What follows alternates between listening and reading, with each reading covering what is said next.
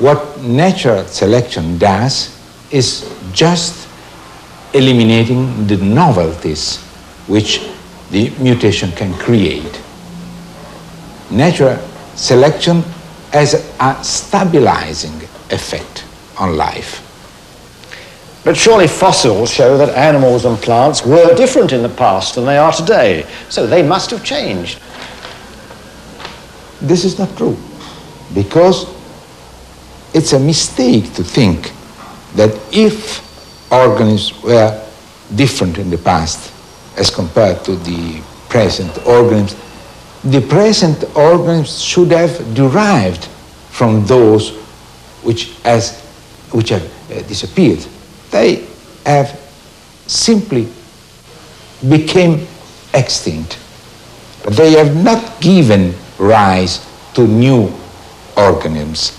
And this is, I would say, a general agreement. Nobody maintains that mammals derive from dinosaurs. It's obviously not the case. So this is a general misunderstanding. The fact that in the past we observe different organisms does mean that we derive from these organisms. Evolution theory claims that some organisms, more primitive even than bacteria, have evolved over many years into man. What is your reaction, Professor, to this claim? Well, I feel this is ridiculous. It's impossible. There is no way for a small organism to become man. But still more important is that what looks as a simple organism is in fact a very complex biological reality. Even bacteria have such complex genetic and biochemical make-up that they cannot be derived from simple forms. But does this mean that all living things have always been complex right from the beginning? Yes. This is what molecular biology and genetics have shown, definitely. The complexity is at the beginning. We know from our study of the cell nucleus that the apparatus for making enzymes, for instance, without which no other proteins can be made, is identical from bacteria to man. Since the same main types of creatures and plants alive today were living in the past, it is quite clear that the same complex mechanism of life has existed from the very beginning. To the geneticist, this is a very obvious proof that biochemical evolution has never taken place. One final question, Professor. When did man come onto the scene? How did man? Surely there is no evidence that man derived from some primitive animal whatsoever. For what we can say, observing the human chromosomes or the human DNA and comparing it with that of other species, is that man is original. Man is not derived from any other species. So the statement that man is a recent creature coming from some primitive form cannot be supported by genetic data at all. One of the problems facing geologists today is the fossilized tree. There are a number of examples in Australia and America and elsewhere where a fossilized tree can be seen running vertically through a number of coal seams. Here's an example from the coalfields of Birmingham in Alabama in the United States. Some of these fossilized trees, 12 meters or more in height, can be seen running through a number of banks. This model gives some idea of the situation. Now, the curious thing is that we are told that any one of these banks takes millions of years to form. Now, if this was the case, it would take millions of years to bury the tree.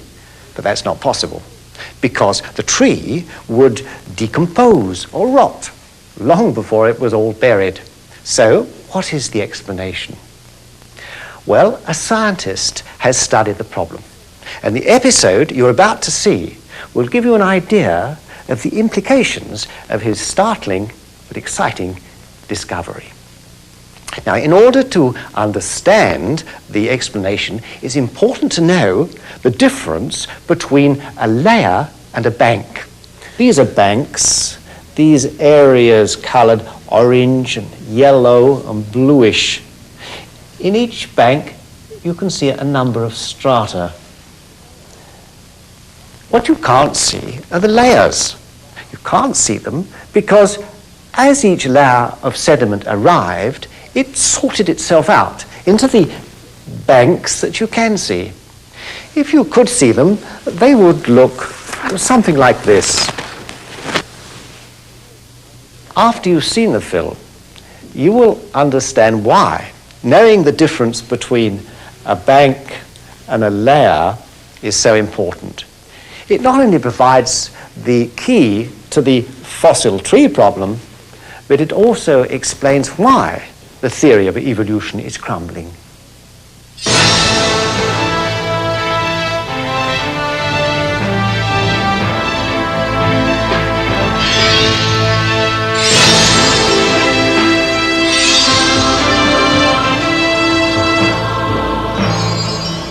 And what's so important about those rocks? Well, they're not any old rocks. They are made mostly of tiny grains of sediment. They are called sedimentary rocks and cover 3/4 of all the land on Earth. And what's more, they were formed under the sea. When the sea level dropped and the sediments were exposed to the air, they dried out to become rocks. Look at this cliff face. You can see it is divided into banks.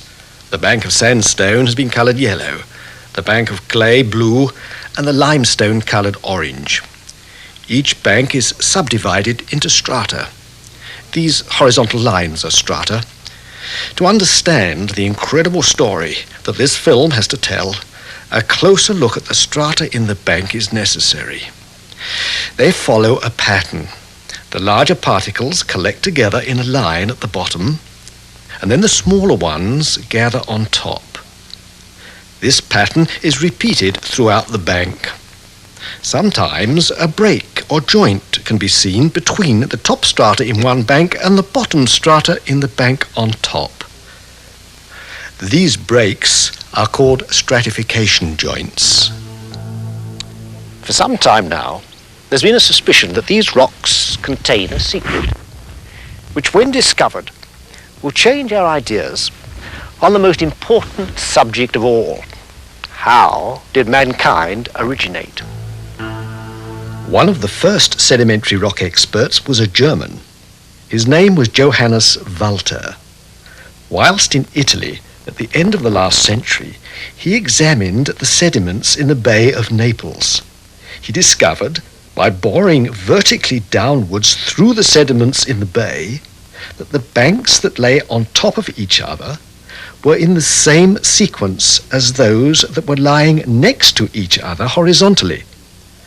The sequence of banks that could be seen lying side by side as he went from the coast out to the sea was the same as the sequence of banks that lay on top of each other in a downwards direction. He realized that the belief that the bank at the bottom was older than the one on top was wrong. Quite obviously, all the banks, the one at the top, the one underneath, and the one at the bottom, were all still forming. They were forming sideways, so that part of the top bank was the same age as part of the bottom bank. It didn't take Walter very long to work out what caused the banks to form sideways. The particles of sediment coming into the sea from rivers, floods, and wind sort themselves according to their size. These larger particles, coloured yellow, stay near to the coast. The less heavy ones, coloured blue, are washed out a little farther. Then the tiny sediments, the orange ones, are carried out by the waves and currents even farther. It can be seen that the layers of new sediment are deposited side by side. The particles of sediment in the layers sort themselves out according to their size into the banks of various types of sediment. This could be a bank of pebbles, this a bank of sandstone, and this one clay. So the banks form sideways. That part of the bank nearest the coast is older than the part of the same bank farther away from the coast. So this part of the bank at the bottom is the same age as this part of the bank at the top. The reaction of the other rock experts was that Johannes Valter's discovery only explained coastal rocks, and that deep sea sediments were always formed by a layer of sediment forming on top of another, and that the layer on top is always younger than the layer underneath. In this cliff face, probably formed from deep sea sediments, the strata in the banks at the bottom are believed to be much older than the strata up there in the top. The reason for this is that geologists believe that strata and layers are the same thing. In the 1970s and 80s, several holes bored into the bottom of the Pacific Ocean by the Glomar Challenger vessel produced samples of sediment that showed Valter's discovery applied to the deep sea sediments just as well as coastal sediments. This meant that virtually all sedimentary rock formations in the world must have been formed in the same way. So what does all this mean? Well, take what is considered to be the biggest, the widest, the deepest, the longest canyon in the world, the Grand Canyon in the United States. The sides of the canyon display banks, one on top of the other, from the bottom of the mile-deep canyon to the top.